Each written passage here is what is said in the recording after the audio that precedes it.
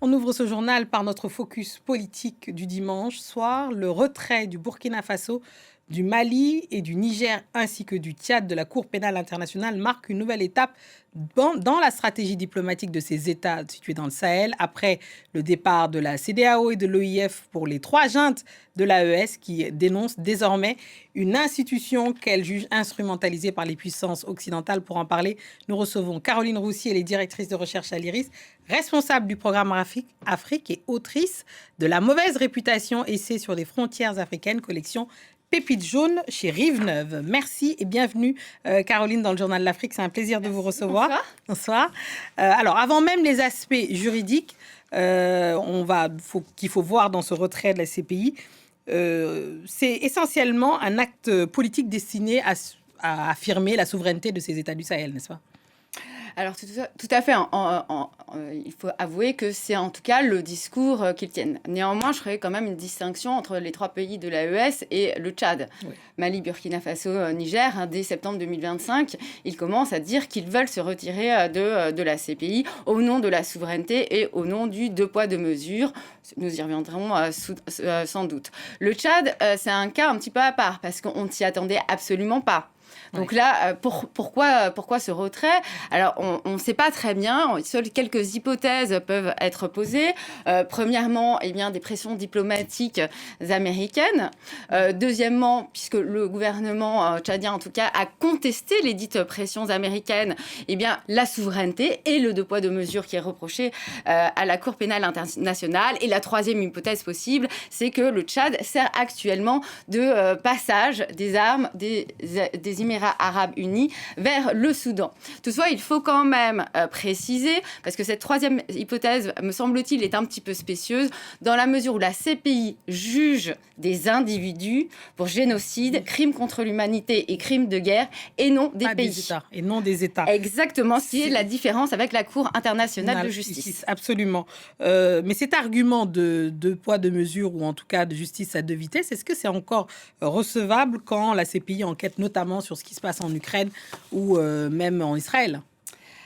C'est-à-dire qu'en réalité, on est dans une situation actuelle qui est extrêmement complexe. La CPI, institutionnellement, elle est extrêmement forte. J'ai regardé pour vous, le budget est en augmentation depuis plusieurs années, mais politiquement, elle est fragilisée. D'une part, comme vous l'avez dit, eh bien, un certain nombre de pays africains la contestent. L'Union africaine également, pour avoir essentiellement concentré ses enquêtes sur le continent africain. Depuis, son périmètre, bien évidemment, a été élargi. Il y a des mandats internationaux, il faut être précis en termes de droit, il y a des mandats contre Vladimir Poutine et Benyamin Netanyahou, mais ils ne sont pas effectifs. Non. La France, dans un communiqué de presse, a dit que Netanyahou ne pouvait être poursuivi, il bénéficiait de l'immunité du fait qu'Israël n'est pas partie au statut de Rome de 1988. Donc en réalité, la question aujourd'hui, c'est l'effectivité des mandats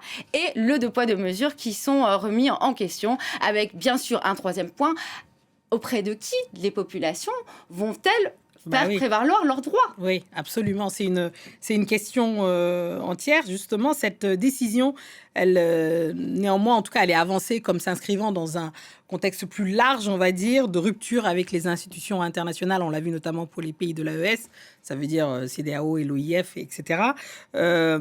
Comment vous analysez ça ? Alors moi, je nuancerai un petit peu, parce que effectivement, j'entends beaucoup que l'AES vise une forme d'isolationnisme vis-à-vis d'un certain nombre d'instances internationales, mais il me semble qu'ils sont toujours quand même membres de l'UEMOA, jusqu'à preuve du contraire. Ils sont membres de la CENSAD, auprès d'un certain nombre de pays qui sont également partis à la CEDEAO, et je remarque qu'ils n'ont pas quitté la ZLECAf, la zone de libre-échange continentale africaine. Donc en termes de business, vous pensez que de toute façon, les vaches sont toujours gardées dans le pré, en tout cas ? En tout cas, on voit que c'est un isolement qui est très contrôlé et qui est à géométrie variable. Donc on ne peut pas conclure, oui, parce qu'ils sont sortis de l'OIF ou de la CEDEAO, qu'ils considéraient comme étant un peu les cheveux de Troie de la France. C'est la critique assez récurrente. Mais non, ils ne visent pas totalement cet isolationnisme, puisqu'il reste partie d'un certain nombre d'organisations internationales à caractère régional ou continental. Alors, est-ce que ça veut dire aussi que c'est une crise ou c'est un symptôme plus large d'une crise plus grande, on va dire, plus ancrée, et peut-être une remise en cause finalement de l'architecture internationale. Finalement, est-ce que c'est pas une critique aussi qui est entendable, j'ai envie de dire, hein, vraiment, je prêche le faux là. Alors là, moi, je vais vous avouer que je ne suis pas juriste de formation, donc c'est pas moi qui peux vous apporter la réponse dans le cas d'espèce. Ce que j'observe, c'est que les États-Unis veulent démanteler la CPI et ils ne s'en cachent absolument pas. Marco Rubio l'a dit. Le Venezuela vient de se retirer. Le Tchad, même si l'effectivité après la notification n'aura lieu que dans un an. Dans un an, oui. Les enquêtes pourront être menées, même s'il n'y en a pas ni sur le Tchad, ni sur le Burkina Faso, ni sur le Niger, ni sur le Mali. Enfin, sur le Mali, ce sont des enquêtes qui remontent à 2012.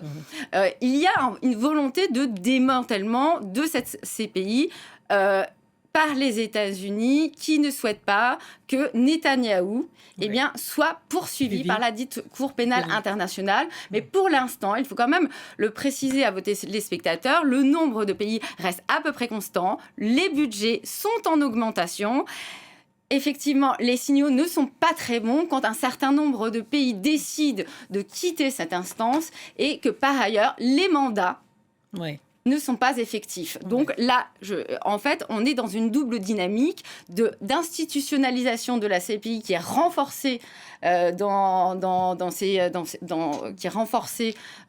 budgets et tout ça. Dans ses budgets, etc. Mais qui est affaiblie politiquement. Donc, en fait, c'est toute l'équation que cette Cour aura sans doute à résoudre dans les prochains mois ou prochaines années. Merci beaucoup, Caroline Roussy, pour ce décryptage. Vous reviendrez évidemment nous parler notamment de ce livre. Avec grand plaisir. Hâte de lire. Merci beaucoup. Alors,